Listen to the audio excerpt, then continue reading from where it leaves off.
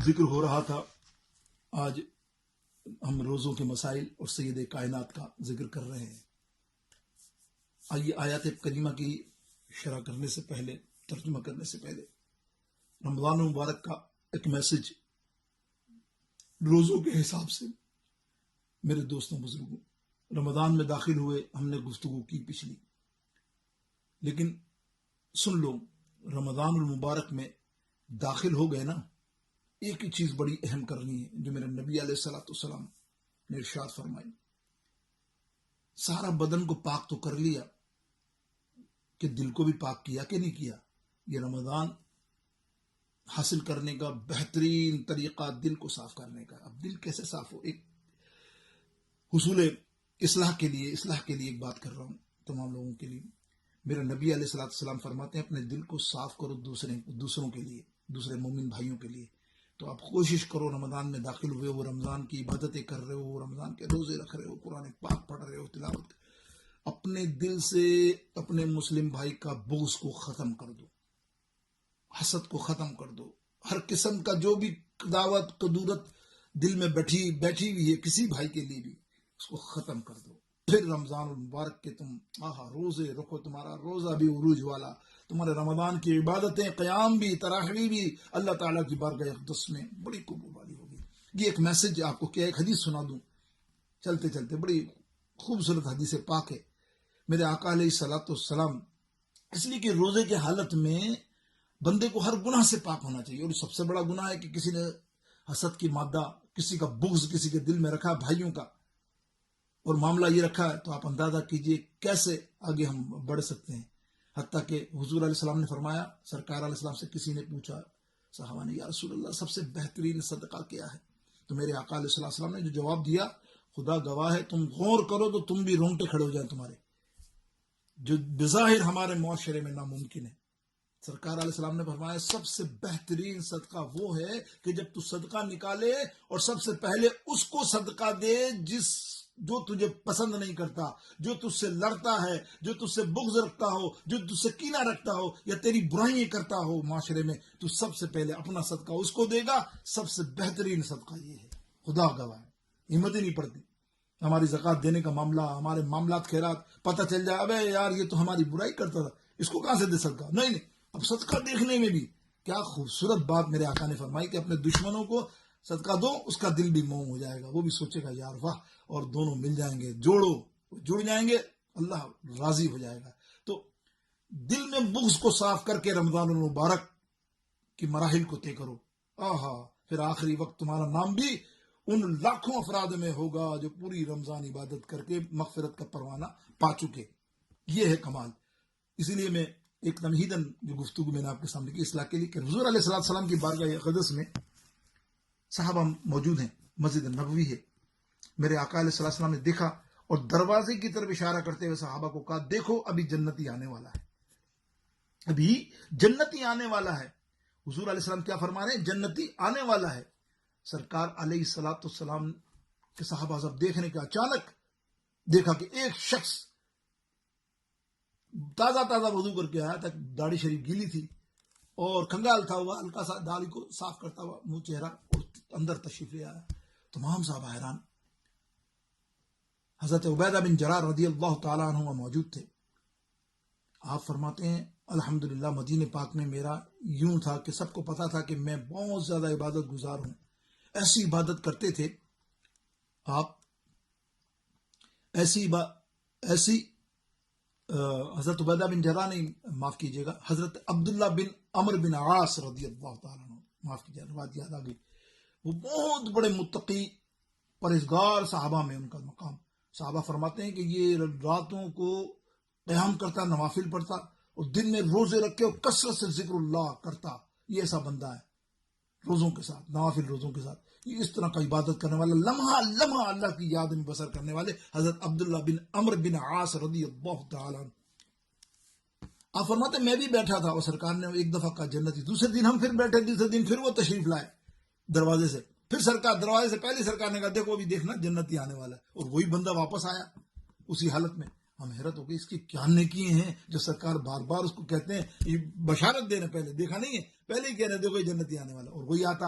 تیسری دفعہ جب وہ آیا تو مجھے دل میں خیال آیا، بظاہر بشیر تقاضے کے تھے کہ یار میں اتنی عبادت کرتا ہوں، میں اتنا معاملات کرتا ہوں، میرے سرکار نے میرے لیے کبھی نہیں کہا، بظاہر تو جنتی تو ہیں صحابہ، لیکن انہوں نے اپنے دل میں سوچا کہ ایسا القاب کے ساتھ، خوبصورت القاب کے ساتھ نہیں فرمایا۔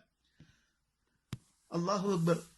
وہ چپ چاپ نماز پڑھ کے اس کے پیچھے پیچھے ہو لیے اس صحابی کے، اور آگے جا کر کہتے ہیں اے بھائی رکنا۔ بولے جی فرمائیے۔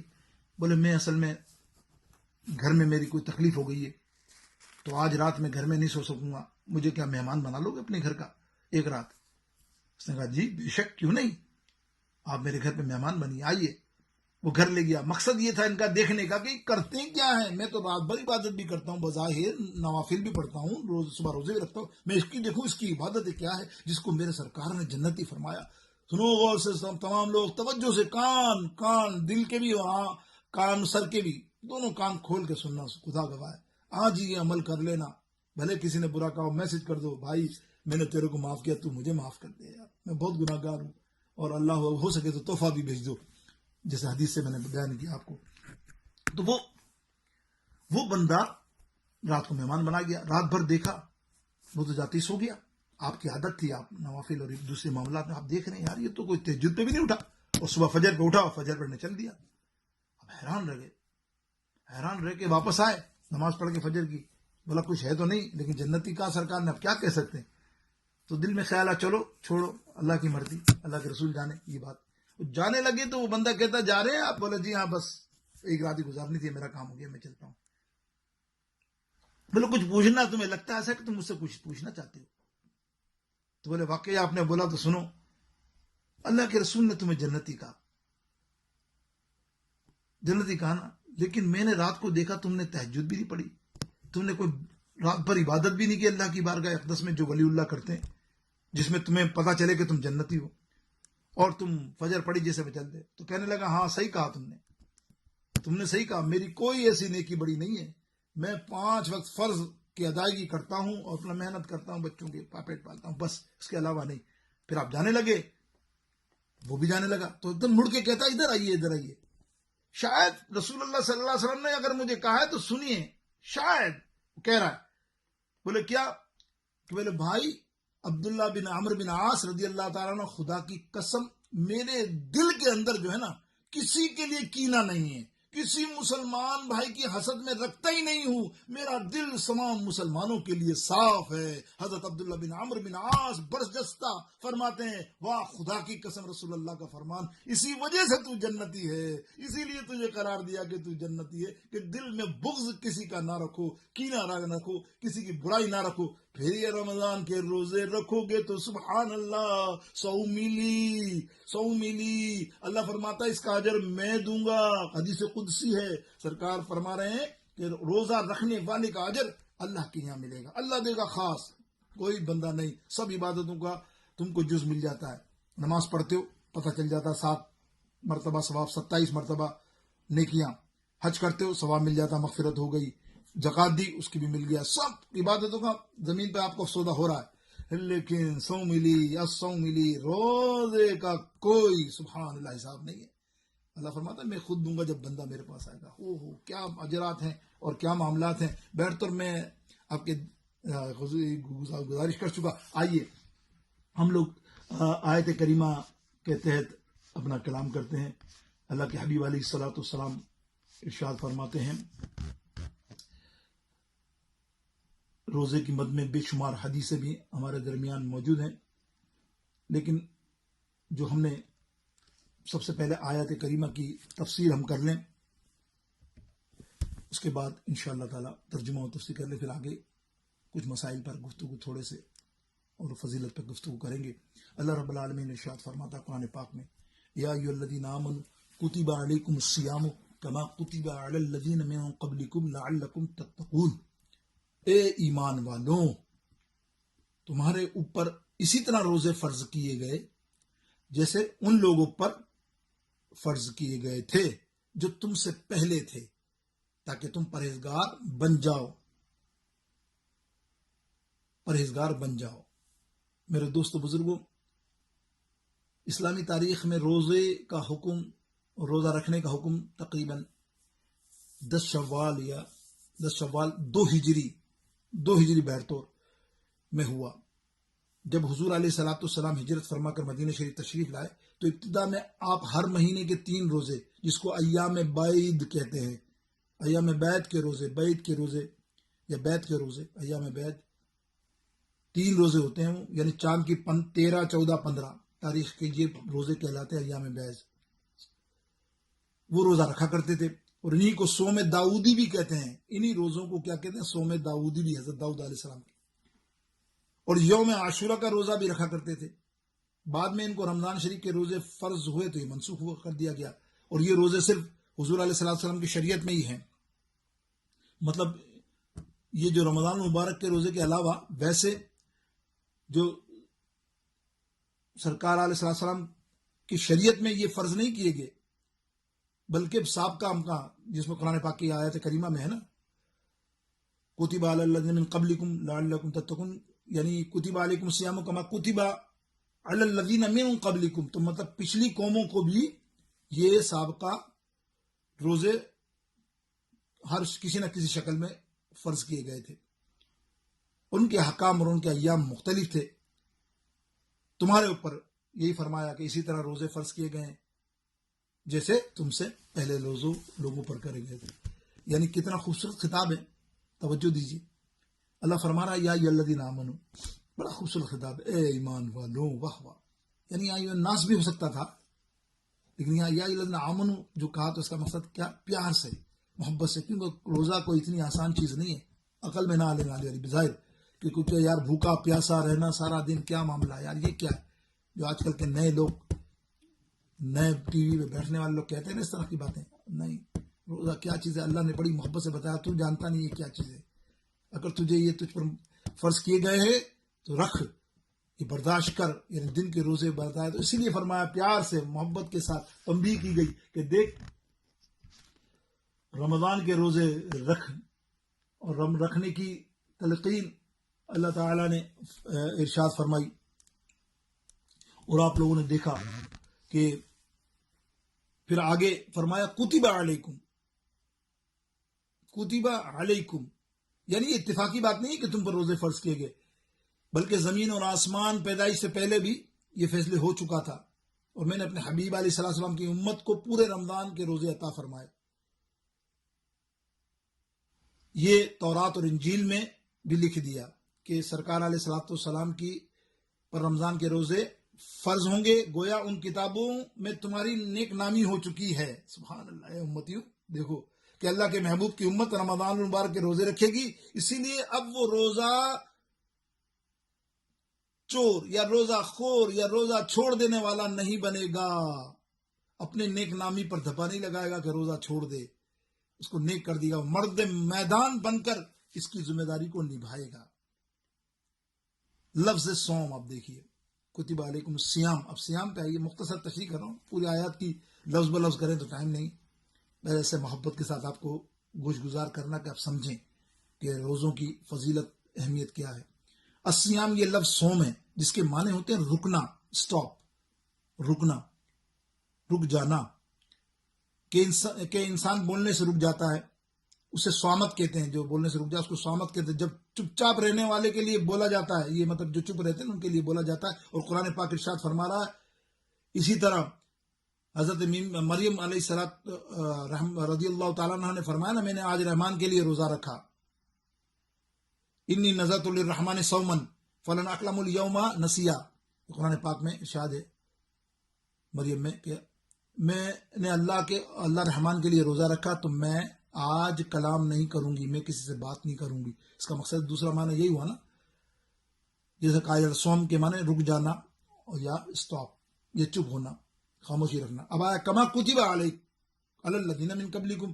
ماہ رمضان کے روزوں کو آسان کرنے کے لیے یہ حوالہ دیا گیا کہ کسی کام سے تم ہی نہیں کر رہے ہو، کہ بتایا گیا کہ تم کر رہے ہو کہ بڑا مشکل ہے. یہ تم سے پہلے لوگوں کو بھی، تمہاری پہلے امت کو بھی یہ کام دیا گیا، حالانکہ تم ان سے زیادہ اللہ کو پیارے ہو کیونکہ میرے محبوب کے امتی ہو.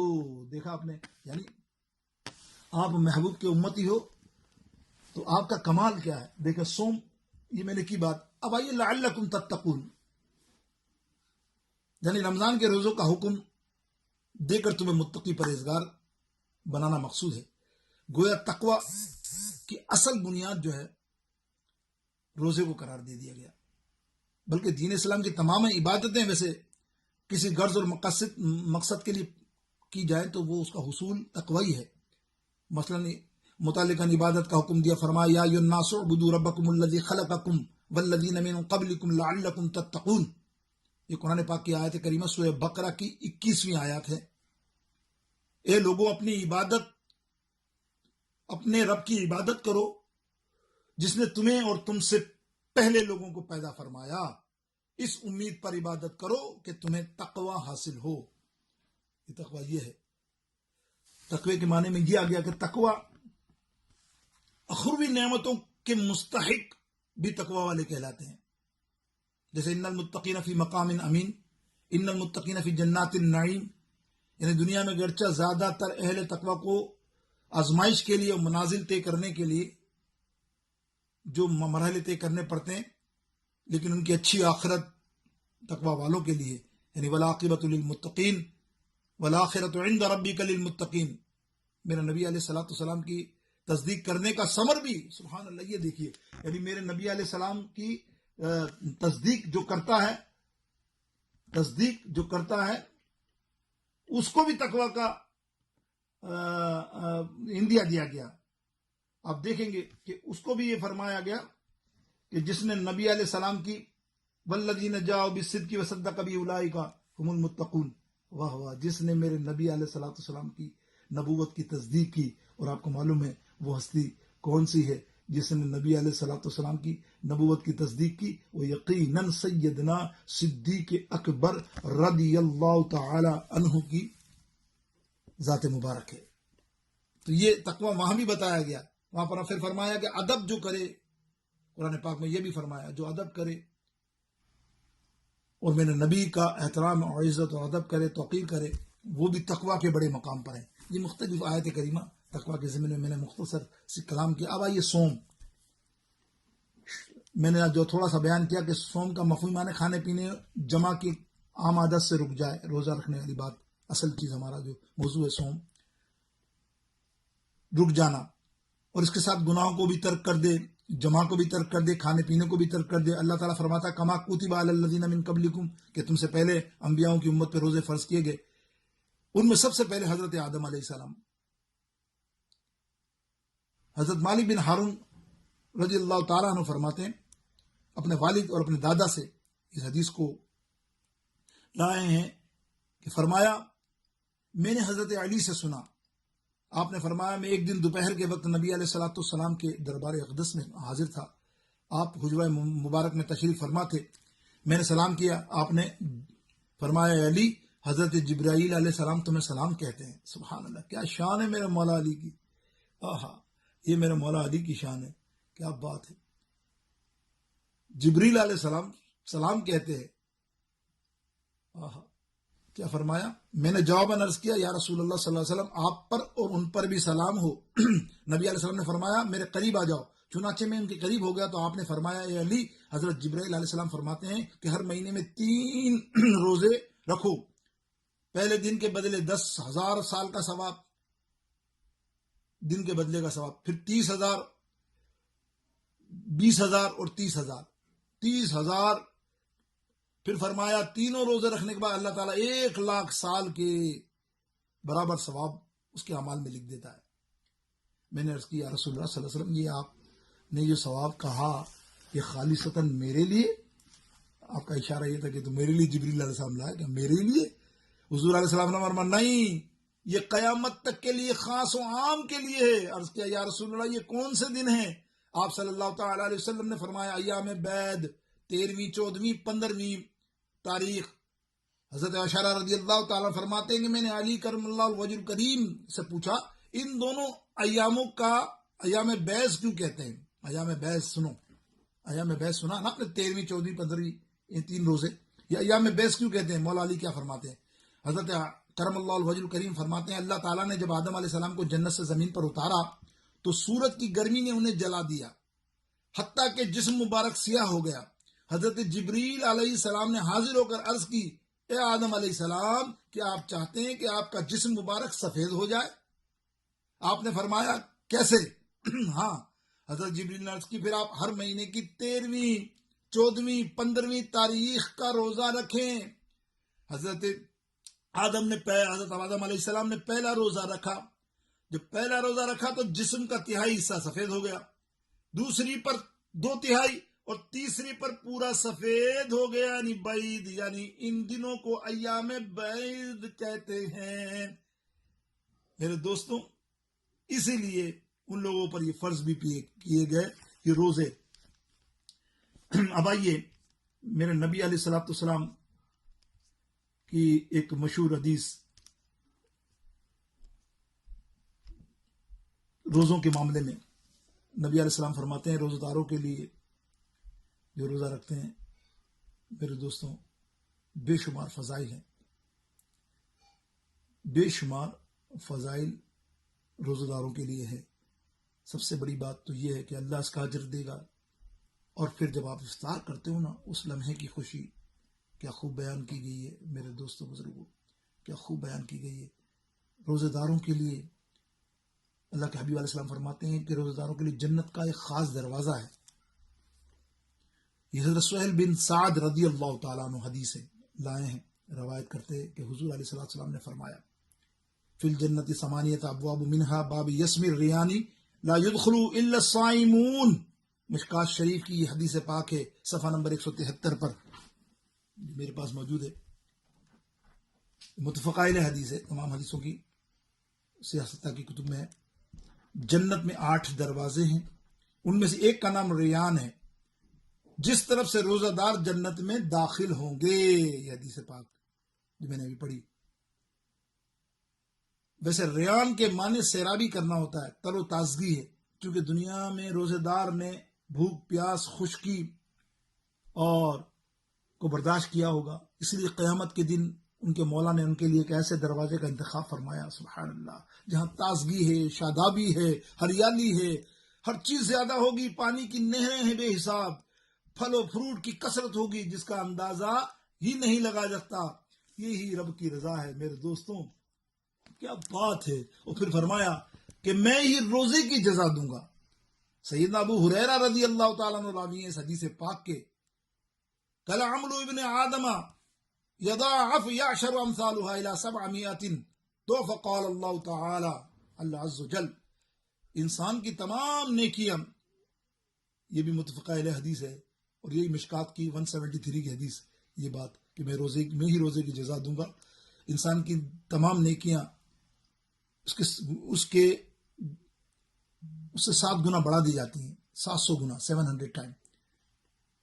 من جاء بالحسنہ فلم عشر امثالها مثل الذین ينفقون اموالهم فی سبیل اللہ کمثل حبۃ انبت 7 سنابل فی کل سنبلۃ 100 حبہ، سوائے روزے کے، سبحان اللہ، کیونکہ روزہ تو خاص میرے لیے ہے۔ سب کی عمل میں نے بتایا نا آپ کو، ہر نیکی کا عمل 700، 600، 800، 27 دفعہ، سب درجے، نفل کے درجے، فرض کے برابر، یہ سارے معاملہ رمضان مبارک میں آ رہے ہیں۔ لیکن جو روزہ ہے نا، صوم، روزہ، اس کی جزا اللہ کیا فرما رہا ہے، سوائے روزے کے، کیونکہ روزہ خاص میرے لیے ہے، صوم لی، حالانکہ ہر عبادت اللہ ہی کے لیے ہے، مگر ہر عبادت میں اطاعت کا غلبہ ہے، اور روزوں میں عشق کا غلبہ ہے، جو ہر عبادت کی ریاکاری میں خطرہ ہے۔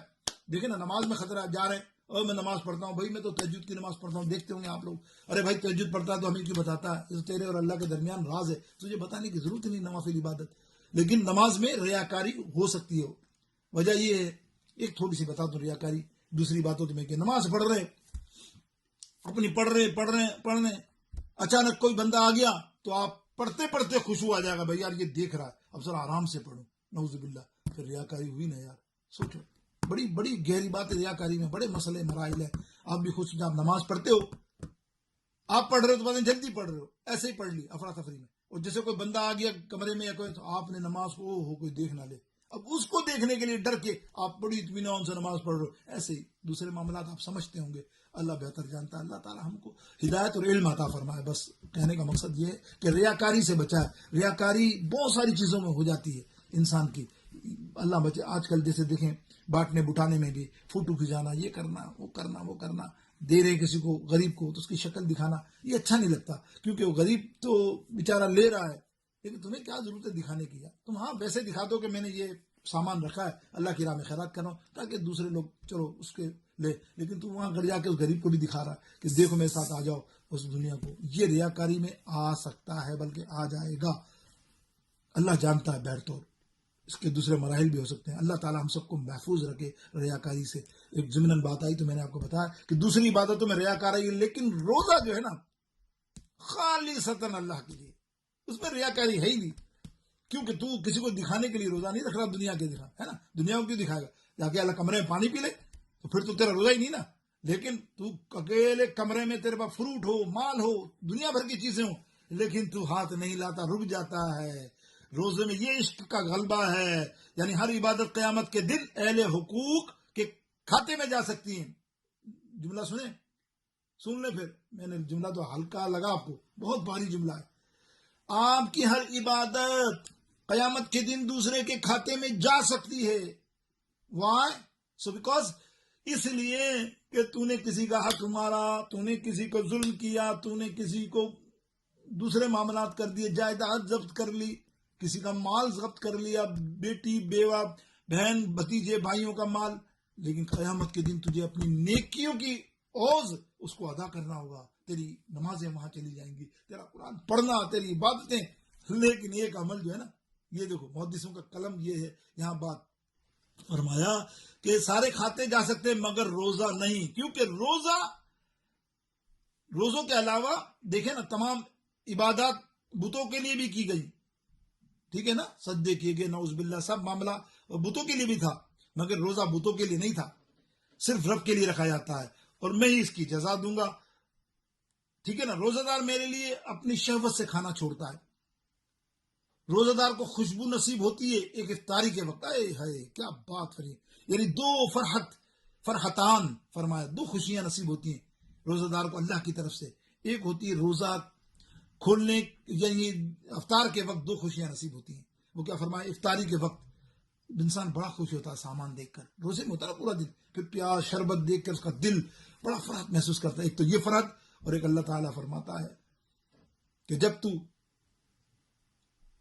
روزے جب آئے گا تو اللہ تعالیٰ کا دیدار تجھے نصیب ہوگا. وہ خوشی اور وہ فرحت, یعنی روزہ داروں کو اللہ کا ریان دروازہ, یہی میں نے بتایا مثال آگے, کہ اللہ کا جلوہ وہاں اللہ تعالیٰ دیدار عطا فرمائے گا. سبحان اللہ. روزہ داروں کو, کہ روزہ داروں کتنی قیمتی چیز ہے روزہ. آج ہم روزے کو چھوڑ دیتے ہیں, یہ کر دیتے ہیں, یعنی رب سے ملاقات تمہاری ہو جائے, اور رب فرما رہا ہے اے روزہ دار, یہ دنیا والے تیرے منہ کی بو, تو سو کے اٹھے تیرے منہ سے بو نکلے, تیرا گھر والا تیرے بہن بھائی برداشت نہ کریں کہ بھائی کلی کر, منجن کر, ٹوتھ پیسٹ, کوئی برداشت وہ نہیں کرتا. لیکن اللہ تیرے تجھ سے کتنا مہربان ہے, کتنا پیار کرتا ہے تیرا رب تجھ سے. اللہ فرماتا ہے کہ روزے دار کی منہ کی بو اللہ کے لیے مشک و عنبر کی خوشبو, یعنی کستوری جیسی ہے.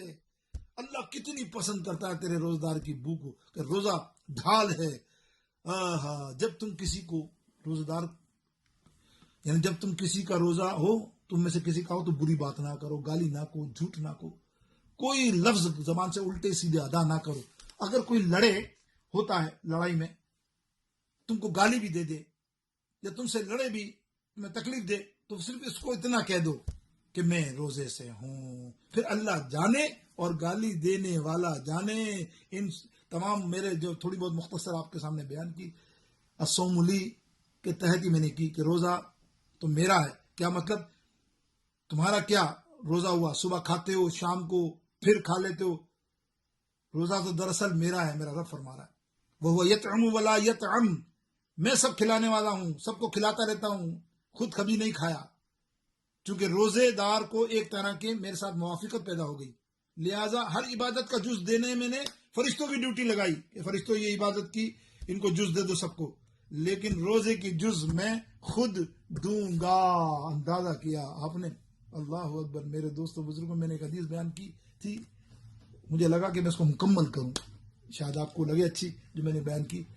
جسے حضور علیہ الصلوۃ والسلام کی حدیث پاک ہے، مشکات شریف کی حدیث پاک بیان کر رہا ہوں، صفحہ نمبر 435 کی، کہ ان المفلس من امتی من یاتی یوم القیامت یصلون وصیام وزکات ویاتی زکات شتم هذا وقذف هذا وقا وكل مال هذا واسقط الدم هذا وضرب هذا فيعطى هذا من حسناتي وهو في حسنات وحظى من حسناتي فإن حسنات قبل أن يقضي ما عليه أخذ من خطايا فطرحت عليه ثم ترى في النار. یہ مسلم شریف کی بھی حدیث پاک ہے، لیکن مشکات میں 435 جو میں بیان کر رہا ہوں کہ میری امت میں مفلس شخص وہ ہوگا جو قیامت کے دن نمازیں، نوافل، روزے، زکوٰۃ، دیگر نیکیاں لے کے حاضر ہوگا، لیکن جب دنیا میں کسی کو اس نے گالی دی ہوگی، کسی پر تہمت لگائی ہوگی، کسی کا مال کھایا ہوگا، تو کسی کا خون بہایا ہوگا اور کسی کو مارا ہوگا، چنانچہ اس کی نیکیوں کے بدلے اس مظلوم متاثرین سے کے درمیان بانٹ دیا جائے گا. اور جب نیکیاں ختم ہو جائیں گی، حقوق لینے والے کے پاس اب باقی ہوں گے، تو یعنی حقوق باقی ہوں گے، نیکی ختم. اب اور بھی آ گیا، بھائی مجھے بھی اس نے گالی دی تھی، اب کہاں سے لائے نیکی، اب تو کچھ نہیں، جو نیکی ہے وہ بٹ گئی حقداروں کو، تو سارے گناہ اس نیکی کار جو بازار گیا تھا نیکی لے کے، جس نے حق مارے تھے، اس پر ڈال دیے جائیں گے. سمجھ رہے ہیں آپ؟ اور اس کو دوزخ میں پھینک دیا جائے گا. دوستوں، اللہ تعالی ہمیں بچائے. کسی کا دل نہ دکھائیے، کسی کا مال نہ، دنیا کے پیسے، 3 پیسوں کے عوض ہم ساری نیکیاں اپنی برباد کر دیں. لیکن میں نے کیا کہا، سوملی علماء فرماتے ہیں روزے کسی کو نہیں دیے جائیں گے، کیونکہ اللہ تعالیٰ کا ارشاد ہے روزہ تو خاص میرے لیے ہے. اللہ رب العالمین ہمیں صحیح معنوں میں روزوں کی قدر اور صحیح معنوں میں جو روزے ہم رکھتے ہیں اس کی حفاظت کی بھی توفیق عطا فرمائے. روزہ رکھنا کمال نہیں ہے میرے دوستوں بزرگوں، روزے رکھنا کمال نہیں، روزے کی قدر کرنا، روزے کو روزے کی طرح رکھنا، یہ کمال ہے. اصل بات یہ ہے کہ اب آپ دیکھیے، روزہ نہ رکھنے کی رخصت ایک مختصر سے سائچہ دے دوں.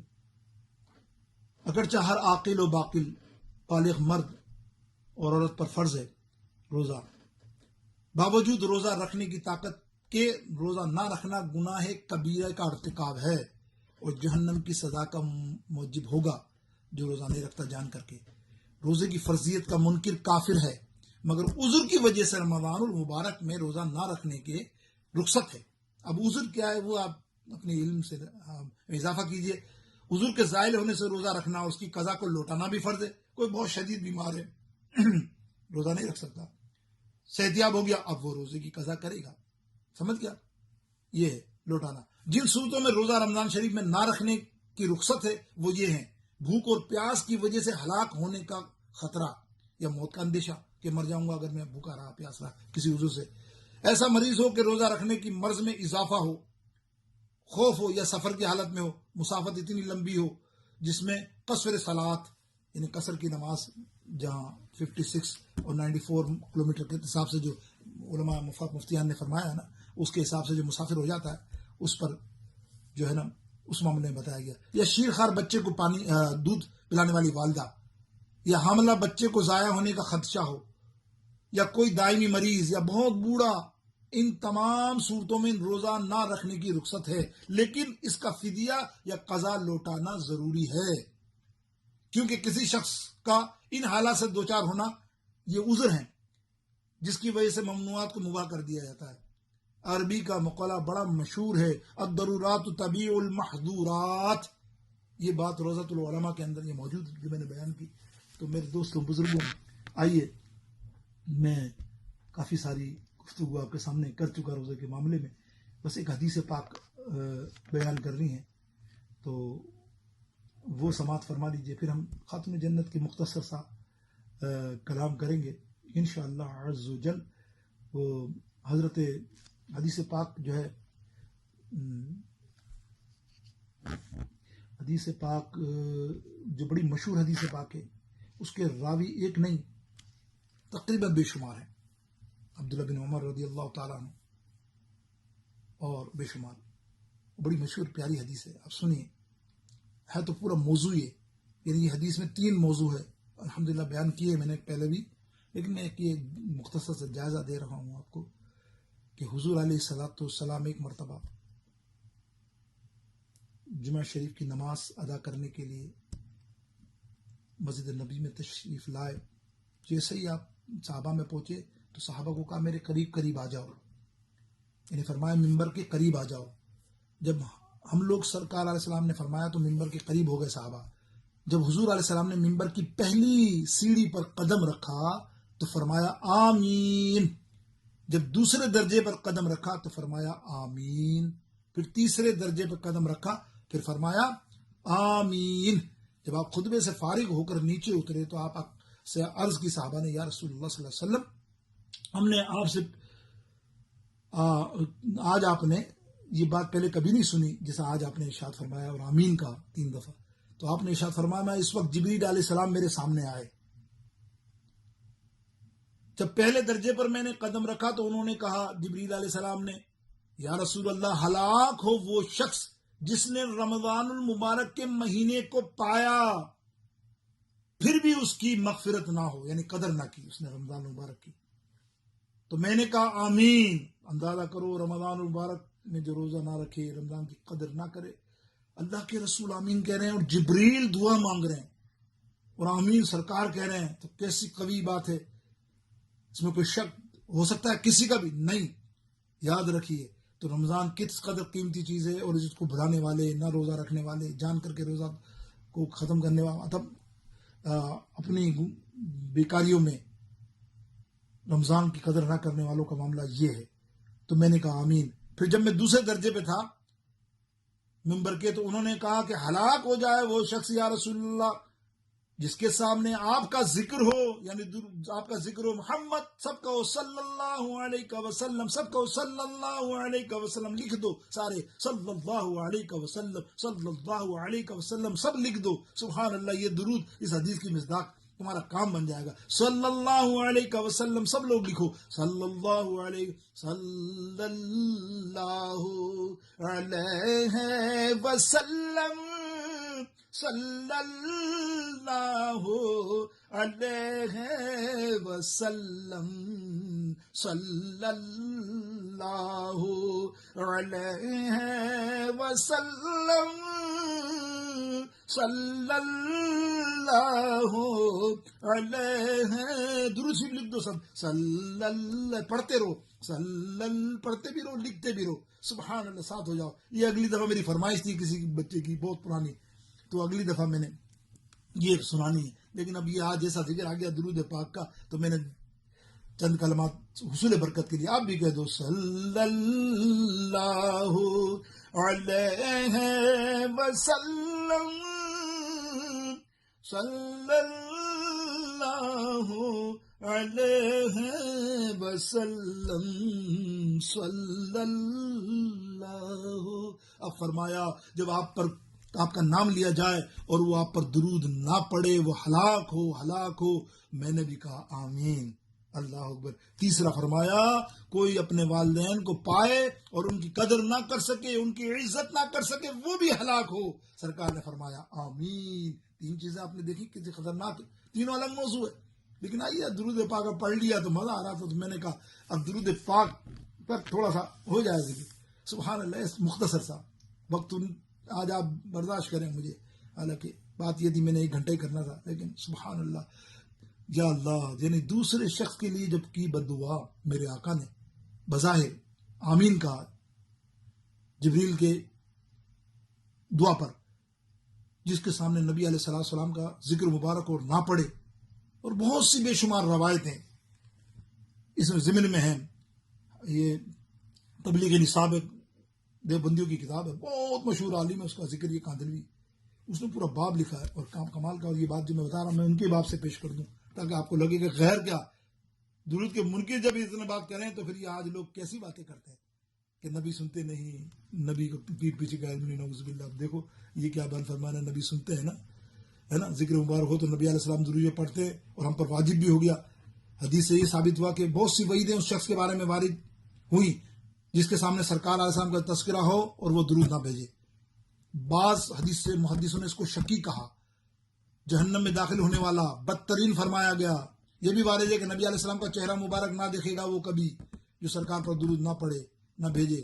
محققین علماء نے اگرچہ یہ روایت کو تعدیل فرما دی، مگر اس سے کون انکار کر سکتا ہے کہ درود شریف نہ پڑھنے والے کے لیے آپ صلی اللہ علیہ وسلم ظاہری ارشادات اس قدر سخت ہیں کہ ان کو دیکھتے درود شریف نہ پڑھنے والوں کے حق میں ہر وعید ہر تنبیہ موضوع معلوم ہوتی ہے. اللہ اکبر. میرے دوست، بڑی محرومی ہے جو درود پاک نہیں پڑھتے. اس سے بڑھ کر فضیلت کیا ہوگی؟ جو ایک مرتبہ حضور علیہ السلام پر درود پڑھے 10 مرتبہ نیکیاں ملتی ہیں، 10 مرتبہ رحمتیں ملتی ہیں، 10 گناہ معاف ہوتے ہیں. نیز ملائکہ اس کے لیے دعا کرتے ہیں. گناہوں کا معاف ہونا، درجات کا بلند ہونا، احد پہاڑ کے برابر ثواب حاصل کرنا، شفاعت کا ملنا، یہ تمام چیزیں جب واجب ہو جائیں، سبحان اللہ تم پر کیا بات ہے. پھر نجات ہی ہو جائے، پھر تو جنت میں ہی تمہارا ٹھکانہ ہو. کہ درود سے میرے دل کو رسد پہنچتی ہے، قدم قدم پہ خدا کی مدد پہنچتی ہے. یہ درود سے میرے دل کو رسد. درود سے کیا ہوتا ہے؟ تنگی رزق کے اندر اضافہ ہوتا ہے، تنگی دور ہوتی ہے، بے برکتی دور ہوتی ہے درود پڑھنے والوں کو. اور میں ہمیشہ فارمولہ دیتا ہوں، گھر میں 1.25 درودوں کا اہتمام کرو. کسی طرح یہ کرونا نہ جائے تو مجھے بتاؤ، لیکن کرو تو صحیح دل سے، نیت سے. ایسے نہیں تب پتا ہے کہ سامنے موت ہے پھر بھی تم یار یہ حال ہے. درود کا اہتمام سارے ارشادی خاص کر سب قادری سب سنی کریں، درود سے محبت رکھنے والے سب ہلکا درود میں 1.25 درود کا اہتمام کریں. ایسا بھیجیں روز مجھے 5000 میرے پڑھے، 10 پڑھے، 20 پڑھے، 50 پڑھے، ہر فیملی سے جتنے آ جائیں 1.25 ہو جائے گا. دعا کریں گے اللہ آج ہم نے وعدہ کیا تھا تیرے حبیب سے درود کا تحفہ دیں گے، یہ تحفے سے اس کرونا کو وبا کو ٹال دے. انشاءاللہ کوئی ویکسین، کوئی میڈیکل فلانا سب اپنی جگہ پڑا رہ جائے گا، یہ ختم ہی ہو جائے گا دنیا سے. ہم نے تو دنیا کا فائدہ مخلوق کے فائدے کے لیے سوچنا ہے. میرے دوستوں بزرگوں، ایک روایت سناتا چلوں. میرے سرکار کیا عطا کرتے ہیں وہ سنیے آپ. سبحان اللہ. فریاد امتی جو کرے حال زار پر، ممکن نہیں کہ خیر بشر کو خبر نہ ہو. ایک محدث لکھتے ہیں کہ میرے والد روزہ الفائق کے اندر یہ حدیث پاک موجود ہے. روزہ الفائق کے اندر یہ حدیث پاک موجود ہے. لکھتے ہیں کہ حضور علیہ الصلوۃ والسلام نے ایک شخص اپنے والد کے ساتھ حج کو آ رہا تھا کہ اس کا والد بیمار ہو گیا راستے میں وصال، اور اس کا پھر وصال ہوا تو اس کا چہرہ سیاہ ہو گیا، بڑا کالا چہرہ. دوسری روایت میں ایک محدث نے لکھا کہ بالکل گدھے کی شکل ہو گئی تھی. پریشانی کے عالم میں اس نے منہ ڈھانپ دیا کہ ابھی میں قافلے والوں کو بتاؤں گا تو یہ تو چہرہ اس کا ایسا ہے تو نہلائیں گے کیا کر. رو رہا ہے اور خود روتے روتے سو گیا. خواب میں سرکار علیہ وسلم تشریف لائے اور میں نے دیکھا کہ حضور آئے نورانی چہرے والے. آتے ہی میرے والد کے چہرے سے کپڑا ہٹایا اور ہاتھ پھیرا اور اس کے چہرے کو چمکدار بنا دیا میرے والد کو. میں نے پوچھا یا رسول اللہ آپ کون ہیں؟ تو فرمایا میں تیرا نبی ہوں. اللہ میں قدموں میں گر گیا. یا رسول اللہ کرم، آپ میرے پاس آئے، کیا بات تھی میرے باپ کی جو آپ نے ایسا کیا؟ فرمایا تیرا باپ گناہگار تھا مگر مجھ پر کثرت سے درود بھیجتا تھا. جب رات کو سوتا مجھے درود پڑتا، گناہ کی وجہ سے یہ اس کا معاملہ ہوا. لیکن جب مصیبت نازل ہوئی تو میرا وعدہ ہے جو مجھ پر درود بھیجے گا میں اس کی فریاد کو پہنچتا ہوں. بس اس کی مدد کو میں پہنچ گیا جو مجھ پر کثرت سے درود بھیجے. یہ بات تبلیغی جماعت کی نصاب 791 پیج پر فضائل درود میں صفحہ 791 نمبر کی یہ صفحہ ہے تبلیغی نصاب کا، جس میں فضائل درود کے اندر یہ بات موجود کی ہے. دیکھیں آپ، فریاد امتی جو کرے حال زار پر، فریاد امتی جو کرے حال زار میں، ممکن نہیں کہ خیر بشر کو خبر نہ ہو، ممکن نہیں کہ خیر بشر کو خبر نہ ہو. میرے دوستوں بزرگوں، اللہ تعالیٰ مجھے اور آپ سب کو صحیح معنوں میں روزوں کی قدر کی توفیق عطا فرمائے. رمضان مبارک